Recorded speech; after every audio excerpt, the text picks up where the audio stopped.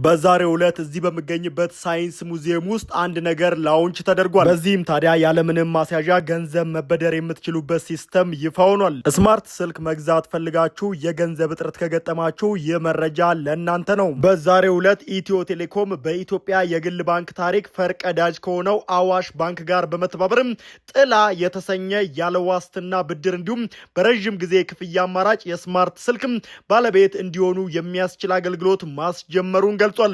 የኢትዮ ቴሌኮም ዋና ስራ አስፈጻሚ የሆኑት ወይዘሪት ፍሬህይወት ታምሩ በሳይንስ ሙዚየም በተደረገ ፕሮግራም ላይ እንደገለጹት ከሆነ ጥላ አነስተኛ ያለ ዋስትና የብድርና የቁጠባ አገልግሎት እንዲሁም ደግሞ በገጠርም ሆነ በከተማ ያሉ የግለሰብ ደንበኞች ደሞዛቸውን በቴሌብርና በአዋሽ ባንክ የሚከፈላቸው የግልና የመንግስት ተቋማት ሰራተኞች እንዲሁም ደግሞ አነስተኛና መካከለኛ ኢንተርፕራይዞች ነጋዴዎች የቴሌብር አገልግሎቶች ተጠቃሚ በመሆናቸው ብቻ በሰው ሰራሽ አስተውሎት ኤአይ በሚታገዝ የብድር ቀመር ስሌት ማለትም ክሬዲት ስኮር የብድር አገልግሎት እንዲያገኙ የሚያስችል ነው ብለዋል።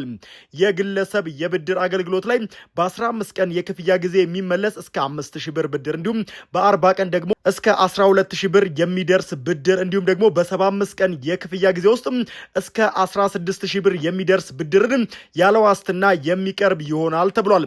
ከዚህ ባለፈም ታዲያ በቴሌብር ሱፐር አፕ የአዋሽ ባንክ ስኩል ፔይን በማካተትም የትምህርት ቤት ክፍያዎችን ለማከናወን የሚያስችል አሰራር ተግባራዊ ማድረጉም ተገልጿል።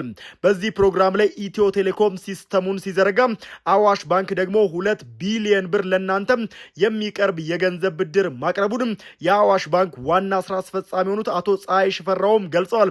ስለዚህ የዚህ አገልግሎት ተጠቃሚ ለመሆን ቴሌብራችሁ ላይ በመግባት እንደምትመለከቱት ፋይናንሻል ሰርቪስ ዊዝ አዋሽ የሚለውን አማራጭ በመንካትም መጠቀምና የዚህ እድል ተጠቃሚ መሆን ትችላላችሁ።